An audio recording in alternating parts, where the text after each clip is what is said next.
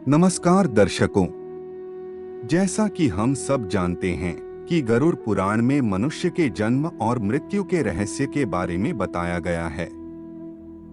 गरुड़ पुराण में बताया गया है कि काल यानी समय, और जब मृत्यु का समय आता है तब जीवात्मा का देह से वियोग हो जाता है। हर एक व्यक्ति के जन्म और मृत्यु का समय निश्चित होता है, जिसे पूरा करने के बाद ही वह पुनः दूसरे शरीर को धारण करता है। परंतु यह प्रश्न अवश्य ही सबके मन में आता होगा कि जब मनुष्य की अकाल मृत्यु हो जाती है तो उस जीवात्मा का क्या होता है, और अकाल मृत्यु या दुर्मृत्यु किसे कहते हैं। आज की प्रस्तुति में हम इन्हीं सब प्रश्नों के उत्तर आपके साथ साझा करेंगे। परंतु प्रस्तुति आरंभ करने से पूर्व हम आपको एक महत्वपूर्ण जानकारी देना चाहते हैं। हमारा उद्देश्य केवल आपके ज्ञान में वृद्धि करना व सनातन धर्म से आपको जोड़ना है। हमारे द्वारा प्रस्तुत की गई सभी प्रस्तुतियां वेदों व पुराणों से प्रेरित हैं। पुराणों के अनुसार भविष्य में भी हम आपके लिए नवीनतम प्रस्तुतियां लाते रहेंगे। धर्मार्थ चैनल की वृद्धि के उपरांत YouTube पर अनेकों हमारे जैसे चैनल बन चुके हैं, परंतु आप वंचित ना हो, हमारे केवल 2 ही चैनल है, धर्मार्थ और धर्मार्थ यात्रा। इसके अतिरिक्त धर्मार्थ चैनल के साथ कोई भी चैनल जुड़ा हुआ नहीं है। आप हमारे चैनल धर्मार्थ की पहचान हमारे लोगों से कर सकते हैं। अधिक समय न लेते हुए प्रस्तुति आरंभ करते हैं।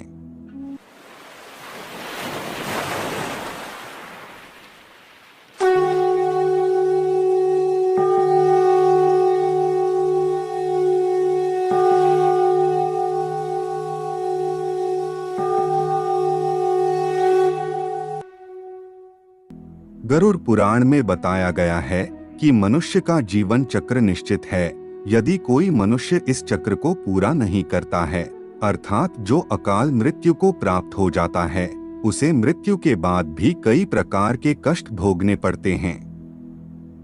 परंतु सबसे पहले यह जानना आवश्यक है कि अकाल मृत्यु क्या होती है, अर्थात किस तरह की मृत्यु को गरुड़ पुराण में अकाल मृत्यु की श्रेणी में रखा जाता है।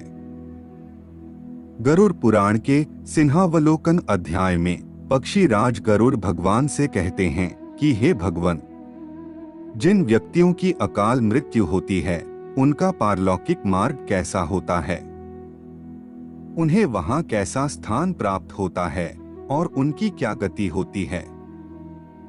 हे मधुसूदन, मैं इन सभी बातों को सुनना चाहता हूँ, कृपया आप इनका वर्णन करें। भगवान कहते हैं कि हे गरुड़, यह परम गोपनीय है, इसे तुम ध्यान से सुनो।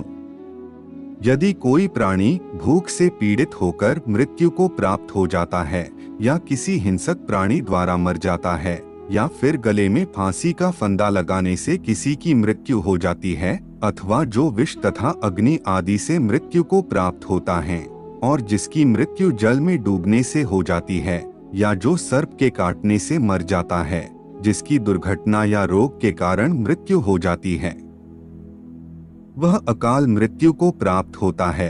परंतु आत्महत्या को सबसे निंदनीय और घृणित अकाल मृत्यु बताया गया है। जो व्यक्ति आत्महत्या करता है तो समझना चाहिए कि उसने मेरा अपमान किया है। जिस मनुष्य या प्राणी की मृत्यु प्राकृतिक होती है, वह जीवात्मा मृत्यु के बाद 40 दिन के अंदर दूसरा शरीर धारण कर लेती है। किंतु जो व्यक्ति आत्महत्या जैसा घृणित अपराध करता है, उस व्यक्ति की जीवात्मा पृथ्वी लोक पर तब तक भटकती है जब तक वह प्रकृति के द्वारा निर्धारित अपने जीवन चक्र को पूरा नहीं कर लेता। ऐसी जीवात्मा को न तो स्वर्ग लोक की प्राप्ति होती है और न ही नरक की। अकाल मृत्यु को प्राप्त करने वाली आत्मा अपनी सभी इच्छाओं यानी भूख, प्यास, संभोग, सुख, राग, क्रोध, दोष, लोभ, वासना आदि की पूर्ति के लिए अंधकार में तब तक भटकती है जब तक उसका निर्धारित जीवन चक्र पूरा नहीं हो जाता। हे पक्षीराज, तुम्हारे मन में यह भी प्रश्न अवश्य आता होगा कि प्राणी की अकाल मृत्यु क्यों होती है। यह भी तुम ध्यान से सुनो।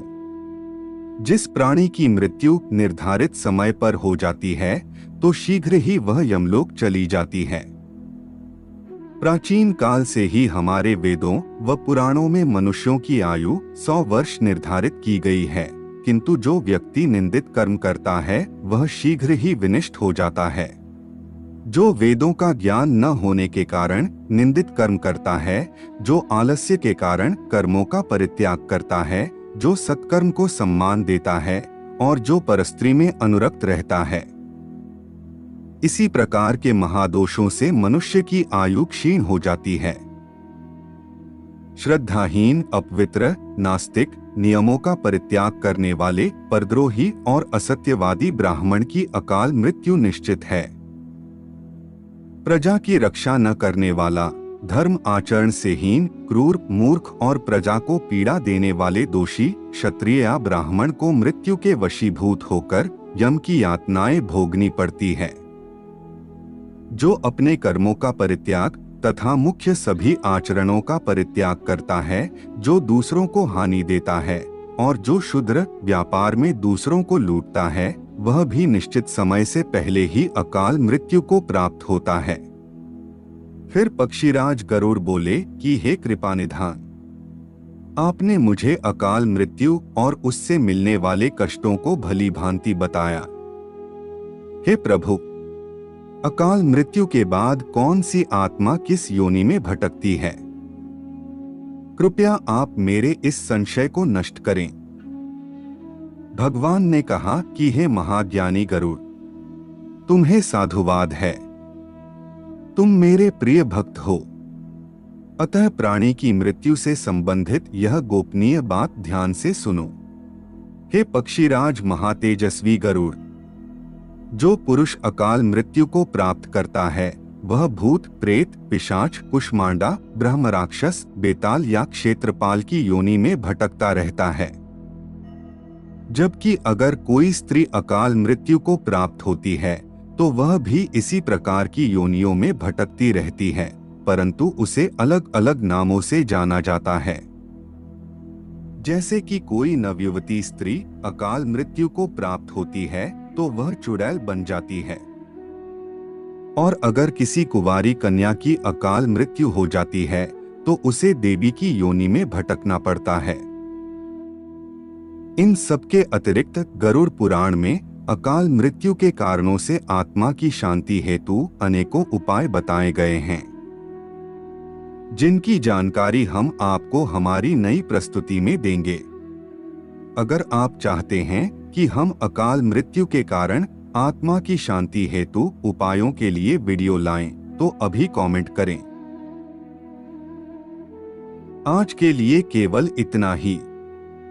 जाने से पूर्व वीडियो को लाइक करें व चैनल को सब्सक्राइब अवश्य करें। तब तक के लिए जय जय श्री राम।